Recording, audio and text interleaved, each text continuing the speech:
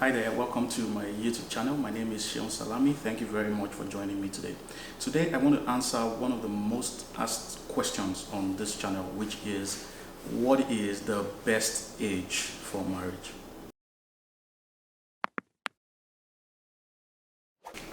Welcome back, guys. Thank you for joining me today on the channel. Today I want to answer a question that most people ask me on this channel, which is, what is the best age for marriage? Is there anything like that, like a best age for marriage?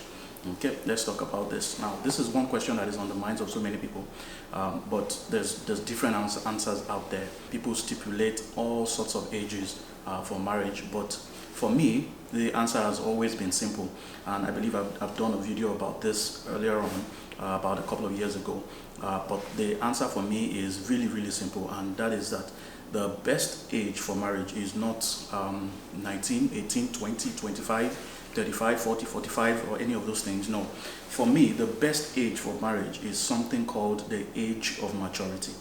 Now, for every single person, that age is going to be different. So there is no specific age to say that 21 is the best. I mean, when I was much younger, I wanted to get married at 21, and it was my mom who talked me out of that, right? And then by the time those years came closer, I realized that I wasn't actually ready, for it. So the age of maturity is the best age for marriage. What do I mean by the age of maturity? Now, there are about four things. Now, the first one is the age of biological maturity. There has to be a particular age for you where the body has come of age. Now, you can't get married if your body is not ready for the responsibilities of marriage. So what we mean by the age of maturity biologically is when you are matured, when your body is matured and ready for the responsibilities that come along with marriage. You know what I'm talking about. Now, after that comes the financial maturity part.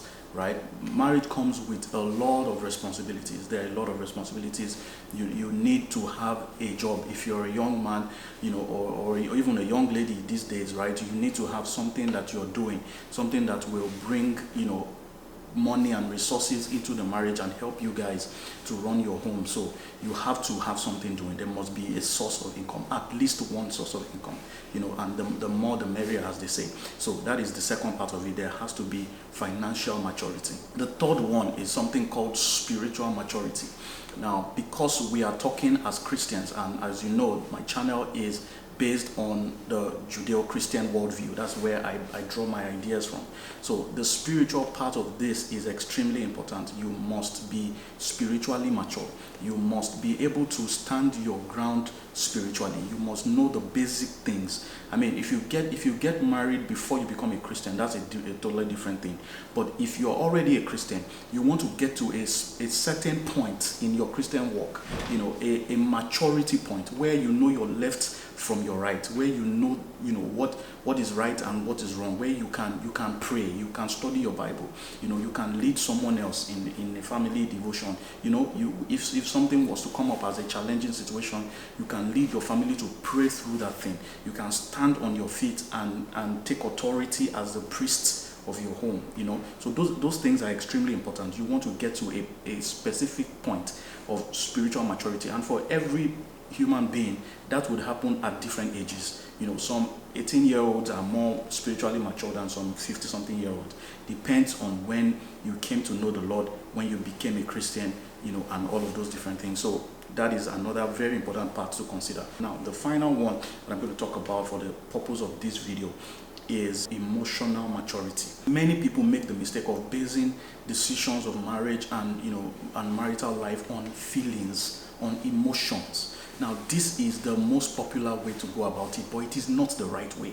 There is a way that seems right unto man, but the end is destruction. It is not the correct way to do this thing, because if you base it on feelings, those feelings will come and go. Feelings fly. They have wings. They can change at any given time. The way you feel today is not the same way you're going to feel tomorrow. So you cannot base it on feelings. You must have some form of emotional stability. So when you are the kind of person whose mood just changes, like nobody can predict you. When you come into a space, people are walking on eggshells because they don't know, which kind of mood you are carrying today. I mean, you are going to bring that into your marriage. and it is going to be a problem. It's going to be a turbulent experience. So you don't want to have that. You want to have some form of emotional stability. And for you, it could happen at an earlier age, it could happen at an older age. So those are the different things that you want to bring to bear and consider before you make up your mind and decide that you are ready to do this thing. Another aspect of emotional stability is the point where you are able to make the choice of who to marry and stand by that choice, where you make a choice and you are not, you're not confused about it. You are not, wondering that, have I made the right choice? I mean, it means that there's still some part of your emotional stability that still needs some work, because you have to be able to make a choice and stay with that choice and stand by that choice regardless of how you feel, because down the line the way you feel will change, but what will not change is the choice that you have made, and you must be able to stand by the choice. So what I usually advise is, don't look for the best age for marriage. The best age for marriage may be different for you as it is for me. The age that I got married may not be the best age for you to get married. You cannot work with another person's time and another person's clock, as they say. So you need to figure out for yourself, as you progress in life, as you progress with your education, as you progress with the things that you're trying to pursue in life, with your career, right? What is the age where all of these things, at least most of them have come together for you, right? And don't let it be just based on the pressure that you're feeling, or from your parents or from anybody else, but on how matured are you, how ready are you for these things. Okay, so that is extremely important. I hope this was helpful to you. Thank you again for watching the video this week. Like the video if you do, subscribe to the channel, and make sure you turn on your notifications so that you know when I have a new video out. I will see you guys again next week, where we'll be talking about something else. Until then, God bless you.